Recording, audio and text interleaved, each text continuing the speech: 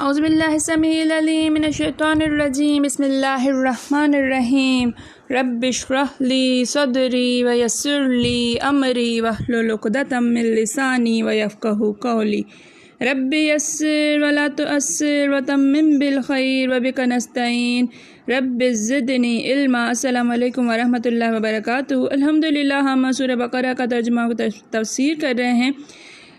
228 آیات تک ہم ترجمہ کر چکے ہیں، تفسیر ہماری اس آیت کی چل رہی ہے۔ دیکھیے، اعوذ باللہ من الشیطان الرجیم والمطلقات یتربصن بانفسہن ثلاثۃ قروء، اور مطلقات طلاق یافتہ عورتیں، وہ عورتیں جنہیں طلاق ہو گئی ہے، یتربصن، وہ روکے رکھیں، بانفسہن، اپنے آپ کو، ثلاثۃ قروء، 3 قروء۔ قروء سے مراد میں نے کل بھی آپ کو بتایا کہ ائمہ کا اس میں اختلاف ہے۔ امام شافعی اور ان کے ساتھی ائمہ فرماتے ہیں کہ اس سے مراد طہر یعنی پاکی کا زمانہ ہے، کہ 3 پاکی کے زمانے گزر جائیں ہر حیض کے بعد۔ جو پاکی کا زمانہ ہوتا ہے 28 دن یا 25 دن یا جو بھی، تو وہ دن پورے کے پورے پاک ہونے والے گزریں گے۔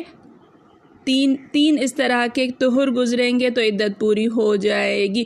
احناف اور جو ہے اور ساتھی ائمہ جو کہتے ہیں، اور اسی پر فتویٰ بھی ہے کہ قروء سے مراد حیض ہے، کہ تیسرے حیض کے غسل تک عدت مکمل ہو جائے گی۔ تو جو ساتھی بہنیں جو ہے وہ امام شافعی کے مذہب پر ہیں، وہ ان کا عمل کریں گی، اور جو احناف کے حنفی ہیں وہ اس پر۔ ولا یحل لہن، ولا یحل، اور حلال نہیں ہے، جائز نہیں ہے ان کو، کہ ان یکتمن ما خلق اللہ فی ارحامہن، کہ وہ چھپائیں جو اللہ تعالیٰ نے ان کے رحموں میں پیدا فرمایا ہے۔ اس سے 2 چیزیں مراد لی گئیں، ایک یہ کہ حیض مراد لیا گیا کہ وہ یہ نہ کہیں کہ بس عدت کی مدت کو گزارنے کی جلدی میں وہ یہ نہ کہیں کہ 3 حیض گزر چکے ہیں، اور اگر حمل ٹھہر گیا ہے تو حمل کو نہ چھپائیں۔ ان کن یؤمن باللہ والیوم الآخر، اگر کیا کرتی ہیں، اللہ اور یوم آخرت پر ایمان رکھتی ہیں تو نہیں چھپائیں گی۔ وبولتہن احق بردہن، اور ان کے شوہر ان کو لوٹانے کے زیادہ حقدار ہیں، فی ذالک، اس میں یعنی اس معاملے میں، ان ارادو اصلاحاً، اگر وہ اصلاح کا ارادہ رکھتے ہیں۔ اب یہاں پر بات تھوڑی سی توجہ طلب ہے کہ جو شوہر، یہاں جس شوہر نے طلاق دی وہ رجعت کا زیادہ حقدار ہے، کہ وہ طلاق کے بعد رجوع کرے، اس کو حق دیا جائے گا۔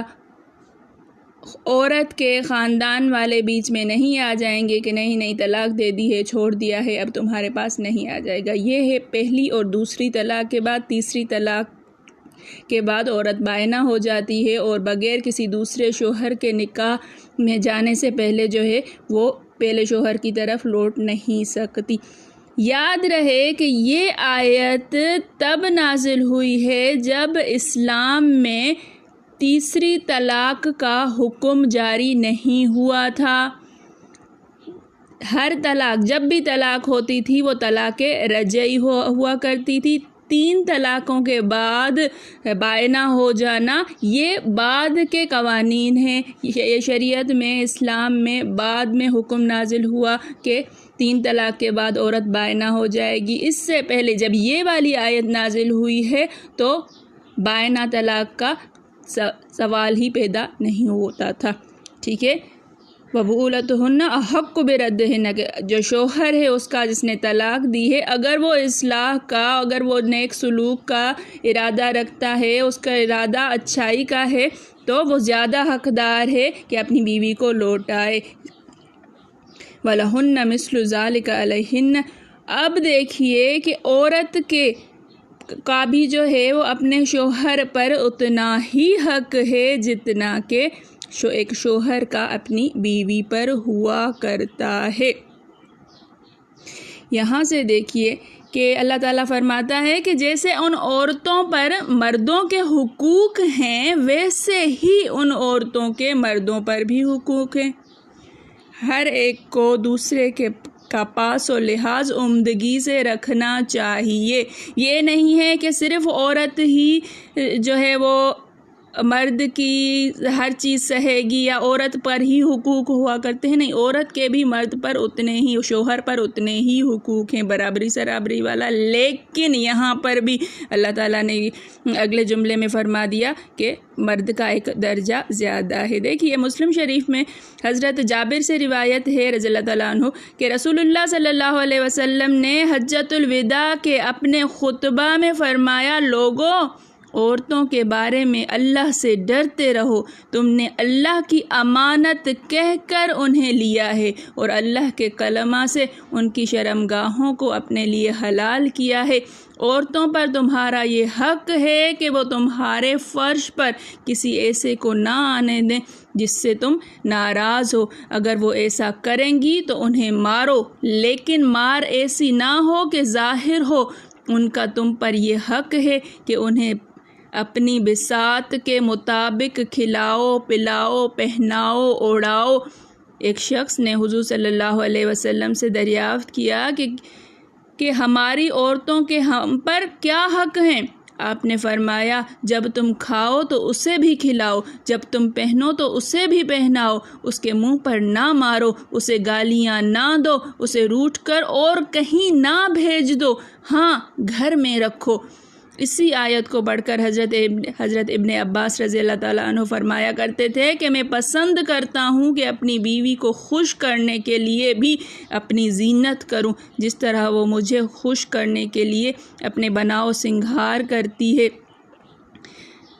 دیکھیے کہ اللہ تعالیٰ نے عورت کے لیے بھی کتنی زیادہ پروٹیکشن، ایک مردوں کو حکم بھی دیا ہے، ایک پروٹیکشن والا جو ہے ماحول بھی پیدا فرمایا ہے، حکم بھی دیا ہے۔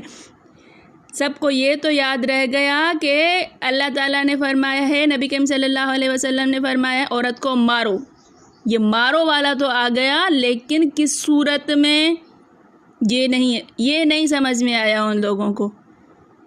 اب جیسا پہنو ان کو پہناؤ، جیسا جو ہے وہ کھاؤ ان کو کھلاؤ، گالیاں نہ دو، منہ پہ نہ مارو، روٹ کر کہیں بھیج نہ دو۔ کچھ ہوتا نہیں ہے، گالیاں بک بک کے گھر سے نکال کے باہر کر دیتے ہیں، میکے بھیج دیتے ہیں۔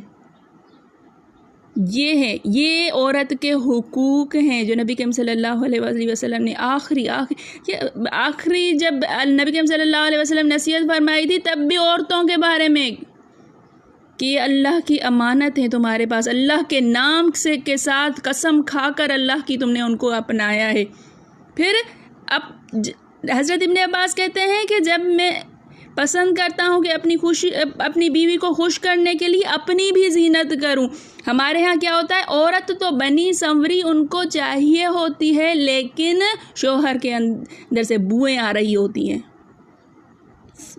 ضروری ہے کہ مرد بھی عورت کے لیے سجے سنورے، یہاں تک ہے کہ اگر عورت جوان ہے تو شوہر خضاب بھی لگا سکتا ہے، اگر شوہر جو ہے وہ اس کا سر سفید ہو گیا ہے تو عورت کو خوش کرنے کے لیے، عورت کے لیے زینت کرنے کے لیے دوسری صورت میں جو ہے جہاد کے علاوہ دوسری تیسری صورت میں مرد کو خضاب حرام ہے، لیکن یہاں پر اجازت دی جاتی ہے کہ اپنی عورت کو خوش کرنے کے لیے وہ اپنے بالوں میں خضاب بھی لگا سکتا ہے۔ صرف عورت پر بننا سنورنا جو ہے وہ فرض نہیں ہے، مرد کا بھی صاف ستھرا رہنا، اچھا لگنا ضروری ہے۔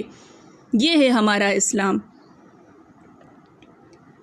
آگے فرمایا ہے کہ یہاں پر وَلَهُنَّ مِثْلُ الَّذِي عَلَيْهِنَّ بِالْمَعْرُوفِ، اور ان پر حق ہے دستور کے مطابق جیسے کہ اور مردوں کا حق ہے۔ وَلِلرِّجَالِ عَلَيْهِنَّ دَرَجَةٌ، مرد کا ایک درجہ ہے، مرد کا ایک اسٹیپ یوں کہہ دیجئے کہ بڑھ کر ہے، فضیلت اللہ تعالیٰ نے مرد کو عورت پر زیادہ دی ہے، صرف ایک اسٹیپ، ایک جو ہے درجہ۔ کیوں؟ کیونکہ وہ محافظ ہوتا ہے، کیونکہ وہ حاکم ہوا کرتا ہے۔ اس وجہ سے اگر ایسا نہیں ہوگا تو پھر گھر کا ماحول صحیح نہیں چلے گا، معیشت خراب ہو جائے گی۔ پھر فرمایا ہے کہ مردوں کو ان پر فضیلت ہے، جسمانی حیثیت سے بھی، اخلاقی حیثیت سے بھی۔ جسم میں مرد مضبوط ہوتا ہے، طاقتور ہوا کرتا ہے، عورت نازک ہوا کرتی ہے۔ اخلاقی حیثیت سے بھی مرد جو ہے وہ اس کو اپنے آپ پر کنٹرول زیادہ ہوتا ہے، وہ جذباتی نہیں ہو جایا کرتا ہے، عورت تھوڑی سی جذباتی ہوا کرتی ہے، ایموشنل جلدی ہو جاتی ہے۔ مرتبے کی حیثیت سے بھی، حکمرانی کی حیثیت سے بھی مرد حکمران ہوا کرتا ہے، خرچ اخراجات کی حیثیت سے بھی، دیکھ بھال اور نگرانی کی حیثیت سے بھی، یہ ساری چیزیں مرد کے ذمہ ہیں۔ اخراجات مرد کو دینے ہوتے ہیں، نگرانی مرد کو کرنی ہوتی ہے۔ غرض دنیاوی اور اخروی فضیلت کے ہر اعتبار سے مرد کا ایک درجہ ہے۔ اگر دیکھا جائے تو اللہ تعالیٰ کا یہ قانون بہت ہی زبردست قانون ہے۔ الرجال قوامون علی النساء بما فضل اللہ بعضهم علی بعض وبما انفقوا من اموالهم، کہ مرد کیا ہیں؟ عورتوں کے سردار ہیں، قوامون بما فضل اللہ، اس وجہ سے کہ اللہ تعالیٰ نے ان کو ایک فضیلت دے رکھی ہے، اور اس لیے بھی کہ یہ مال خرچ کرتے ہیں۔ پھر فرمایا کہ اللہ تعالیٰ اپنے نافرمانوں سے بدلہ لینے پر غالب ہے، وہ اپنے احکام میں حکمت والا ہے۔ میرے پڑھانے میں، آپ کے پڑھنے میں، میرے سمجھانے میں، آپ کے سمجھنے میں کوئی غلطی خطا بھول چوک ہو گئی ہو تو میں اللہ کے حضور میں توبہ کرتی ہوں اور معافی کی خواہشگار ہوں۔ ربنا تقبل منا انک انت السمیع العلیم۔ السلام علیکم ورحمۃ اللہ وبرکاتہ۔